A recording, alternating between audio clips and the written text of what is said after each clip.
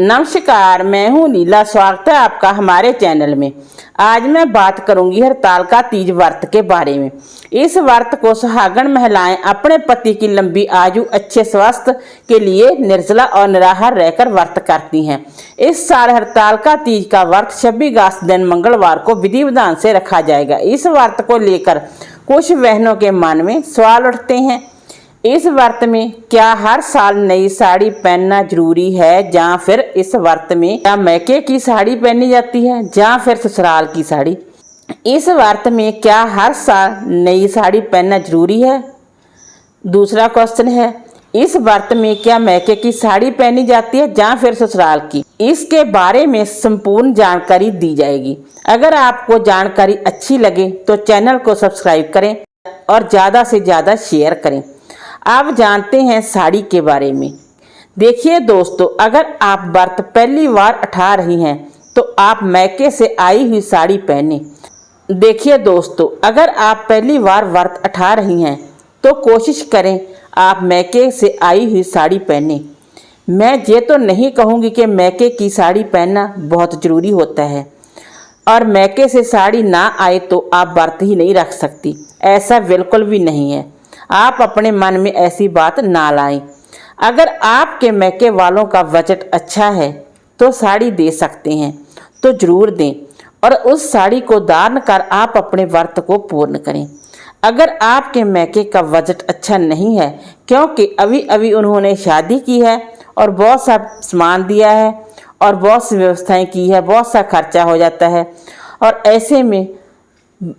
ऐसे में नया सूट, साड़ी या कोई भी सामान नहीं भी दिया जा सकता। कोई ज़रूरी भी नहीं होता कि हम मैके वालों पर ही बोझ बने, और अब उनका बजट अच्छा नहीं है कि वो आपके व्रत व्यवहार दे पाएँ।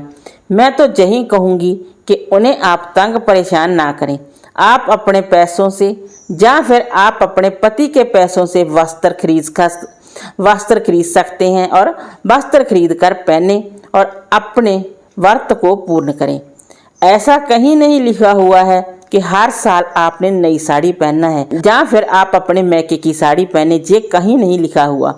आप अपने ससुराल की, आप अपने पति के पैसों से या फिर अपने सास ससुर से मंगवा कर सारा सामान लेकर और साड़ी पहनकर पूजा कर सकती हैं।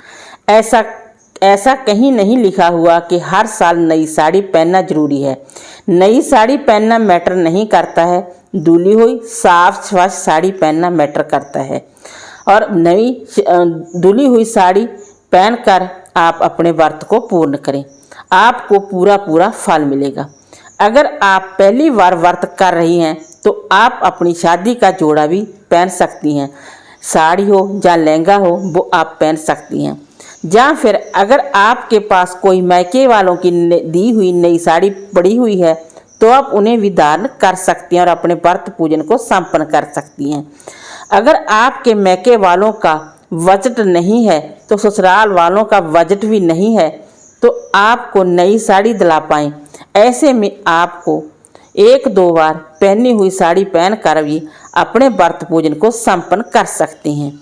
अगर आपने शादी वाले सूट, साड़ी पहने, खाना खाया हुआ है तो आप उस पर गंगा जल छिड़ककर शुद्ध करके पहन सकती हैं। अगर आपने उस साड़ी को पीरियड में पहना हुआ है तो आप उसे अच्छे से धोकर ही पहने। और शुद्ध अवस्था में पहना हुआ वस्त्र धारण कर भगवान का पूजन नहीं किया जाता है। ऐसी गलती आप भूलकर भी ना करें। तीज व्रत में आप हरी साड़ी पहन सकती हैं, लाल पीले रंग की साड़ी आप पहन सकती हैं। काली, नीले रंग के और सफ़ेद रंग की साड़ी ना पहने। शुभ रंगों का चयन करें और ये सुहाग का व्रत है, आप इतना ध्यान रखें। वीडियो अच्छा लगा हो तो लाइक कीजिए, शेयर कीजिए, सब्सक्राइब कीजिए। Thanks for watching this video.